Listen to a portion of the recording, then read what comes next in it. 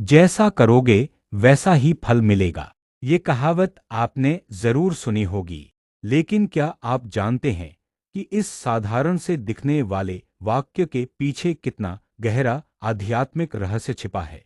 यही सिद्धांत श्री कृष्ण ने भी हमें समझाया है, जैसा कर वैसा जन्म। भगवद गीता में श्री कृष्ण ने कर्म और उसके फल की जो व्याख्या की है, वो सिर्फ इसी जन्म तक सीमित नहीं है, वो जन्म जन्मांतर तक फैली हुई है। श्री कृष्ण स्पष्ट कहते हैं, मनुष्य जो जैसा कर्म करता है वही उसका अगला जन्म तय करता है। ना ये ईश्वर की सजा है, ना ही कोई भाग्य का खेल। ये सिर्फ और सिर्फ हमारे कर्मों का फल है। जब अर्जुन युद्धभूमि में खड़ा होकर संशय में पड़ा था, तब श्री कृष्ण ने कहा, कर्मण्येवाधिकारस्ते मा फलेषु कदाचन। यानी तुझे सिर्फ कर्म करने का अधिकार है, फल पर नहीं। लेकिन इसका अर्थ ये नहीं कि फल मिलेगा नहीं। फल तो मिलेगा ही, पर वैसा ही जैसा कर्म होगा।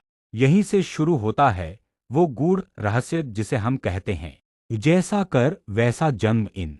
अब जरा सोचिए, अगर कोई व्यक्ति इस जन्म में से सच्चाई से जीता है, दूसरों की भलाई में अपना जीवन अर्पित कर देता है, तो क्या उसका अगला जन्म किसी नीच योनि में होगा? बिल्कुल नहीं।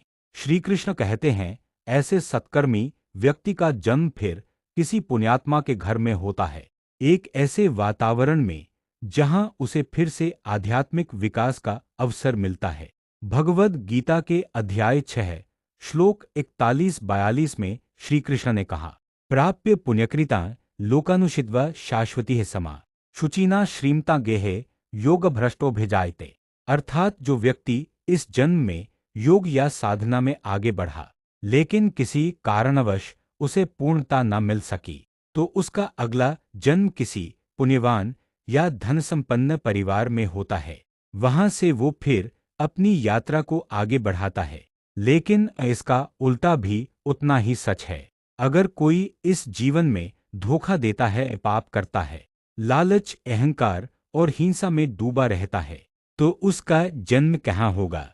किसी नरक जैसी पीड़ा में, या किसी ऐसी योनि में जहां हर पल दुख ही दुख हो। आपने देखा होगा, कुछ लोग जन्म से ही संघर्षों से घिरे होते हैं, सब कुछ मिल जाता है। क्या ये सिर्फ किस्मत है? नहीं। श्री कृष्ण कहते हैं, ये उनके पिछले जन्मों के कर्मों का फल है। श्रीमद् भागवतम में भी श्री कृष्ण ने यही कहा, आत्मा न तो मरती है न ही जन्म लेती है, वह तो अमर है, लेकिन कर्म के आधार पर एक शरीर से दूसरे शरीर में यात्रा करती है। और ये यात्रा कैसे होगी, कहाँ होगी, किस रूप में होगी, ये सब निर्भर करता है आपके कर्मों पर। इसलिए श्री कृष्ण बार बार कहते हैं, अपने कर्मों को सुधारो, क्योंकि यही तुम्हारा भविष्य बनाएंगे। अगर आज आप क्रोध, द्वेष, लालच और मोह से भरे कर्म कर रहे हैं, तो यकीन मानिए आपका अगला जन्म अंधकार से भरा होगा।